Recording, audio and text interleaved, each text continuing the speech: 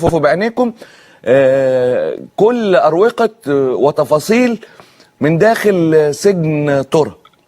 بيقولوا لي في العربية ايوه الكبار جايه الصور الاول، بنشوف السجن وبعرض بعض رسائلكم كمان ده بالصوت من جوه. صلاح منتصر بشكرك جدا، بيشكرنا على المجهود. محمد شوقي حمد لله على السلام، بشكرك جدا. فرجنا يا معتز، خلي الناس تفرح، مش تفرح، الناس تطمن. قلنا ومن اول لحظه اللهم لا شماتة، الناس كان عندها تشككات ان الناس موجوده جوه، ولما ظهرت صور قبل كده قالوا ان هي صور متركبه، والفيديو اكبر دليل، والفيديو هيبقى متاح لكل الناس في العالم بقى، يقدروا يحللوا ويقدروا يقولوا الفيديو سليم ولا مش سليم، وهل من سجن ترى، وهل الاشخاص دول هم الاشخاص الحقيقيين ولا لا. كل ده موجود. بينضم لي على التليفون واحنا بنشاهد هذه اللقطات الدكتور ايمن نور. دكتور ايمن اهلا وسهلا بيك. اهلا بيك يا معتز. انا اسف ان انا اخرتك على التليفون شويه يا دكتور. بالعكس انا عايز اهنيك على هذا السبق، لان ده سبق بكل المعايير المهنيه والحرفيه، هو سبق كبير جدا لبرنامجك ولمحطتك، فاهنيك على هذا السبق. وبقول دايما بنتعود منك على الامور فوق المعتاده.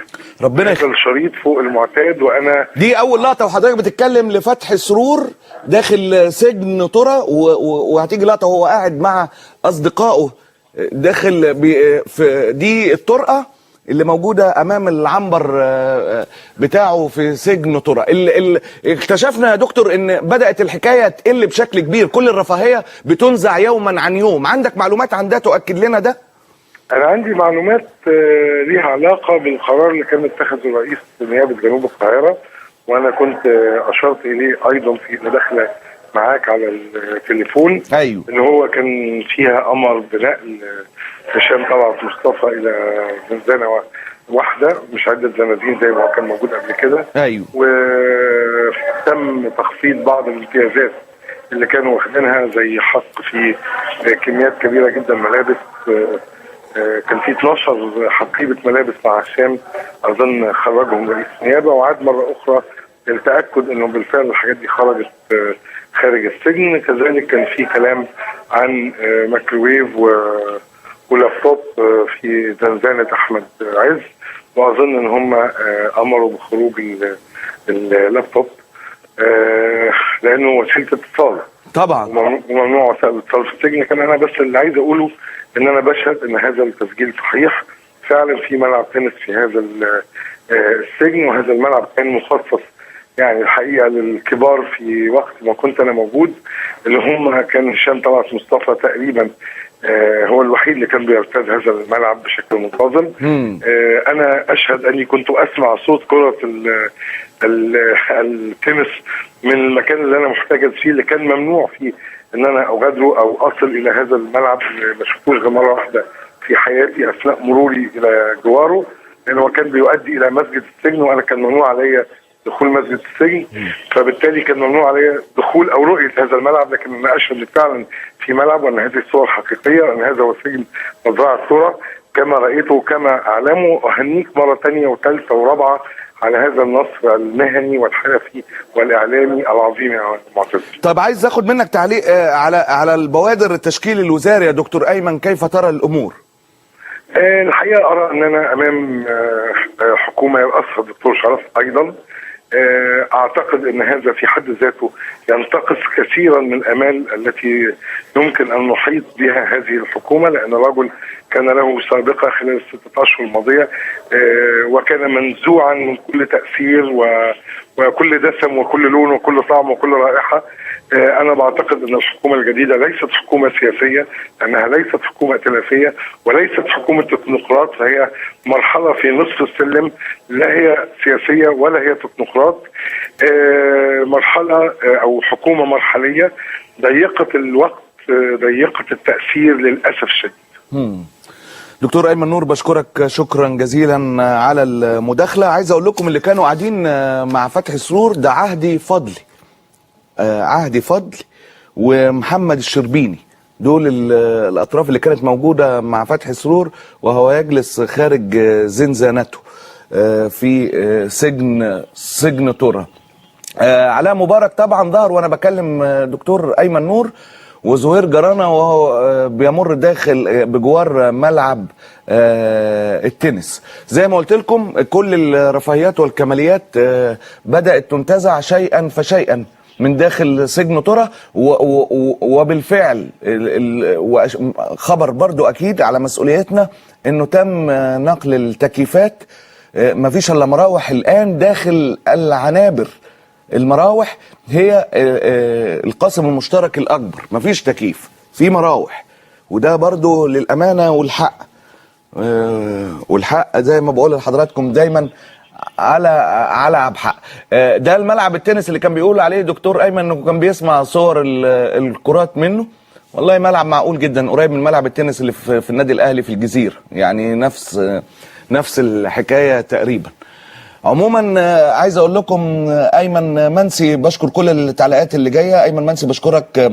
مبارك في شرم الشيخ هيكون معانا كمان بعد شويه. رساله من مراسلنا اسامه امام اللي بقاله 48 ساعه في شرم الشيخ بكل التاثيرات اللي هناك، بكل الحكايات. وبقول لكل الناس ان اذا كان جزء كبير من الشعب عنده تساؤلات فاحنا بنحاول نجاوب على التساؤلات بمنتهى الشفافيه وبكلمه حق نحاسب عليها امام الله عز وجل.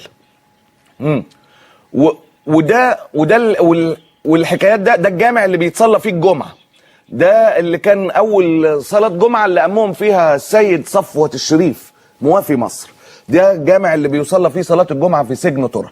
عموما ان اذا كانت الحاجات دي هي اللي بتعيق الاستثمار والحركه وعدم اطمئنان الناس، بنتحمل مسؤولية عن هذا الفيديو كاملة أمام الله ثم الوطن والتاريخ، وليس لمصلحة أحد غير مصلحة الحقيقة. وحقيقة تشاورنا كثيرا ولقينا أن المصلحة العامة تحتم علينا نشر الفيديو أيا كانت عواقب هذا النشر في محطة مصر. ولكن العين هي أبرز حاجة. لما نقول اذا كان في جزء كبير بنزعم ان هو بيصدقنا، فحبينا ان يكون التصديق، ربنا كرمنا ان احنا يكون التصديق بالصوت والصوره مش بس بالكلام، وده بيكون اوضح تعبير. ده فتحي سرور في اول لقطه ليه خارج من داخل سجن ترى، ده خارج من زنزانته مع القعده اللطيفه دول عهدي فضلي ومحمد الشربيني بيجاوروا فتحي سرور خارج الزنزانه. دول ثلاثة اهو قدام حضراتكم، وكله يعني في مخالفة بسيطة. اللبس والزي الرياضي معمول مخصوص، ماشي مش مشكلة، ولكن في شبه التزام. ده الابن الأصغر للرئيس المخلوع، الابن الأكبر للرئيس المخلوع مبارك، واللي بصحة جيدة في شرم الشيخ، اللي بصحة جيدة في شرم الشيخ ولا تعرض لغيبوبة ولا شيء ايا كانت التعليق من اي حد. دي اول لقطات ليه داخل سجن ترى، وهو ده الممر اللي خارج الزنازين. علاء اهو مش متركب ولا حاجة. علاء مبارك داخل السجن بشحمه ولحمه، معمول لهم بقى متركب ضلف كده بالبلدي اللي هي بتاعت الدبان والناموس اضافيه على الزنازين عشان عدم دخول الذباب والناموس. طبعا دي اضافيه برضو ما كانتش في الزنازين. ده زهير جرانة وهو رايح يمارس رياضته الصباحيه داخل سجن ترى. ما زال محتفظ برونقه حقيقه، يعني راجل في اناقه يحسد عليها. انا بس والله دعابه وليست انتقاص من احد، وتبقى كلمه القانون هي الفصل. اذا اردنا ان تكون هناك دوله، كلمة القانون تبقى هي الفصل بيننا وبين أي حد. أتمنى أن تكون القلوب التي تتساءل وتساءلت طيلة الأيام الماضية تكون حست ببعض الاطمئنان، وكنا نتمنى أن يبقى ده معلن من بدري والناس تطمن. الإجابة على التساؤلات بطريقة شافية هي الحل الوحيد، والصراحة وأن نكون شفافين ونتكلم بوضوح، ونعرف ان في ازمة ثقة بين الشعب وبين اي حد في البلد دي، مش نتيجة دلوقتي مجلس عسكري ولا مجلس وزراء بس، لا، نتيجة لميراث سابق خلى الناس ما تصدقش، واصبحوا ما يصدقوهوش الا اللي يشوفوه بعينيهم ويسمعوه بودانهم. بلغنا الرساله وبلغنا الفيديو لحضراتكم، وبنقول زي ما تعودنا: اللهم هل بلغت؟ اللهم فاشهد. والله يا خسارة ايامكم يا سعادة الباشا، وطلع لي الايام دي في احزاب ومعارضة. كان يقدر كلب يفتح بقه ايامي؟ يا نهار اسود، كان راح ورا الشمس. شمس ايه يا اكسلانس؟ هات كوبايه من فضلك، هات كوبايه. ما كانش راح اي حته. مرة كلب من بتوع الافكار لسن على النظام وهو نايم مع مراته. يظهر كان بيحاول يداعبها قبل ما يناموا. يدعبها قبل ما يناموا. وحياتك عندي كليته الكلاب. ايوه كليته ايه يا فندم؟ انت ما تعرفش ان انا كنت مربي كلاب لاعداء النظام؟ انا اول مرة اسمح. شوف، اي كلمة صعبة غامضة مثقفة على طول الكلاب دي تاكل اللي بيقولها. الحمد لله اللي انا كنت اياميها حمار، ولسه لغايه دلوقتي برضه حمار. انت بتهزر معايا ولا ايه؟ انت بتكره الدعابه؟ انا اكره دعابه سيادتك؟ ده انا اساس الدعابه. ده انا. السلام عليكم.